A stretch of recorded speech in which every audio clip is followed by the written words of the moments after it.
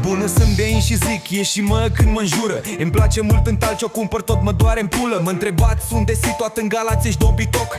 Dimineața sâmbătă în locația Talcioc. Maci și Jean zic de mămica, zic de vă dracu de urât. Le zic să tacă din gură, apoi în înjur de zgâț. Zice Radu, zic de mama și eu în înjur în gând. Merg la beriu acasă să mă lingă și în fund. Când îmi dau boli Maci și Jean, eu le zic bărbaților. Pe glas amenințător, du-vă zgâțiți zgâților. Îmi iau bulii de la ăștia, mă scuipă în geac acum. Uneori mă duc la beriu ca să îi mai frec și pula. Într-o seară Maci și Jean aveau discuție cultă. Discutau despre părul din curs și despre cel de la burtă. Le-am spus că am păr în fund, dar nimeni nu mă credea. Le-am spus întrebați pe beriu și-au râs cu toți în pana mea. Și m-a întrebat de unde știe grasul de păr. I-am spus că l-a numărăt aseară la sleepover.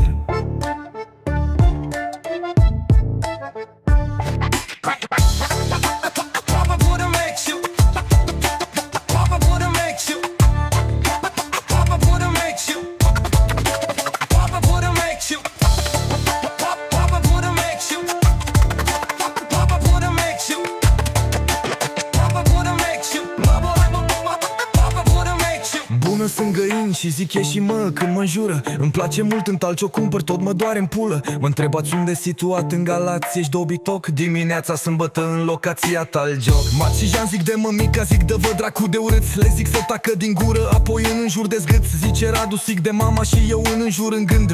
Merg la beriu acasă să mă lingă și în fund. Când îmi dau bulii Maci și Jean, eu le zic bărbaților. Pe glas amenințător, du-vă zgâțiți-zgâților. Îmi iau bulii de la ăștia, mă scuipă în geac acum. Uneori mă duc la beriu ca să îi mai frec și pula. Într-o seară Maci și Jean aveau discuție cultă. Discutau despre părul din curs și despre cel de la burtă. Le-am spus că-mi păr în fund, dar nimeni nu mă credea. Le-am spus întrebați pe beriu și-au râs cu toți în pana mea. Și m-a întrebat de unde știe grasul de păr.